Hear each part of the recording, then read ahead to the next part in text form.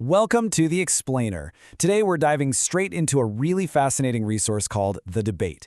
It's essentially a 3-day mini-mission, and it's completely designed to transform your 6th graders into savvy, objective judges of arguments. So let's look at how it takes all that natural middle school debate energy and channels it into some serious, structured, critical thinking. Let's be real for a second. Middle schoolers are kind of famous for arguing with pure, unadulterated emotion, right? It's practically a developmental milestone. So our main goal today is to see exactly how this resource shifts them away from being swayed by sheer volume and passion and moves them toward actually evaluating claims that are backed by solid, verifiable evidence. It's a massive shift in how they process information. And that brings us to the foundational mantra of the entire lesson plan. Judge the argument by its evidence, not its volume. By putting this front and center, you're constantly reminding your students that a loud sentence and a strong sentence are two entirely different things. It really just sets the perfect stage for what they're about to do. Here is our mission itinerary for this explainer. 1. The mission, judging arguments. 2. Day 1, spotting the evidence. 3. Day 2, weighing both sides. 4. Day 3, making a ruling. And finally, 5. Supporting and assessing students. All right, let's jump right into Section 1. The mission, judging arguments. So, picture this. Your 6th graders are stepping into the role of impartial judges for a classic, relatable school debate, should the school day start 30 minutes later. This whole mission plays out over 3 45-minute class periods. Working together in small, collaborative groups, students are going to take apart each side's argument, literally sentence by sentence, so they can write their own evidence-based ruling using what's called the patience framework. The way this chronological progression is set up builds some incredible momentum for the learner. They aren't just doing everything all at once. Step 1 on day 1 isolates the evidence. Step 2 on day 2 asks them to evaluate both sides fairly. And then Step 3 on day 3 is where they finally hand down their verdict. It's just a beautifully scaffolded arc. Moving right along to Section 2. Day 1, spotting the evidence.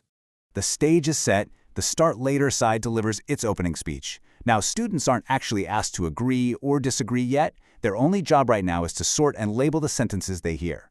On one hand, you have a scientific sleep study mentioning the 9 hours of sleep teens need. On the other, a pure emotional guilt trip about whether or not you care about kids. Seeing these two things side by side really helps them realize that only verifiable facts actually strengthen the core argument. If you look at the teacher answer key here, it so clearly breaks down the rhetoric. It shows that empty slogans, things like, everybody knows mornings are the worst, well, they add heat but zero actual evidence to the debate. Helping your students pinpoint that exact bandwagon tactic is a huge light bulb moment for them. Okay, on to Section 3. Day 2, weighing both sides. Now the keep the time side steps up to the podium. Notice how their speech brings a really heavy dose of administrative reality to the debate. They're actually citing specific scheduled data about sports practices running past dark, and they bring up a highly specific $200,000 district estimate for rerouting shared elementary school buses. This isn't just people complaining. It's hard, concrete data. Here's the brilliant part of Day 2. It teaches students that both sides can actually possess valid evidence. A fair judge has to ruthlessly ignore the noise. They have to throw out appeals to tradition, bandwagon phrases, singular anecdotes about somebody's cousin, and personal attacks. When you strip all that away, you're left with only the sturdy, factual framework to actually judge. Which brings us to Section 4. Day 3, making a ruling. We have reached the climax of the mission. This is where students have to synthesize their findings. They are tasked with writing a focused ruling following some highly structured steps. They have to state a clear claim, back it with at least 2 pieces of factual evidence, genuinely respond to the opposing side's absolute strongest point, and, of course, completely avoid slogans and attacks. The teacher materials actually give you this stellar model ruling to work off of. Notice how a student might advocate for more sleep to boost test scores, while at the same time pragmatically addressing that $200,000 bus rerouting hurdle by suggesting the district seek grant funding. It shows maturity and a really strict adherence to the facts presented. Finally, Section 5. Supporting and assessing students. Looking at how this builds for everyone, we can compare the standard text on the left with the scaffolded page on the right. Differentiation is basically built right in here.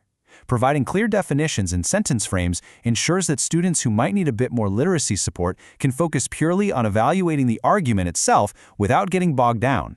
When it comes to grading, honestly, the assessment is streamlined beautifully. You have this clean 3-point rubric. It grades students specifically on their critical thinking, how well they sort claims, and their evidence evaluation.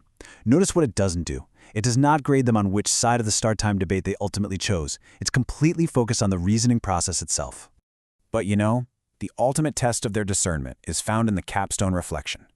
This requires your students to explicitly identify a specific sentence from the debate that sounded really convincing upon first listen, but actually lacked any real proof. Making them name that specific sentence forces them to articulate the exact difference between volume and value. And for all the curriculum coordinators and teachers out there, rest easy. It's great to note how this entire 3-day instructional arc maps directly to 6th grade Common Core standards for tracing arguments, distinguishing supported claims, and evaluating a speaker's reasoning. It's highly rigorous, yet totally accessible. So I want to leave you with this final thought. By equipping students with the tools to separate a loud sentence from a strong one in this controlled setting, we really have to wonder, how are these exact critical thinking skills going to empower them the very next time they scroll through their social media feeds? That right there, that's the real victory. Thanks so much for joining me on this explainer, and happy teaching!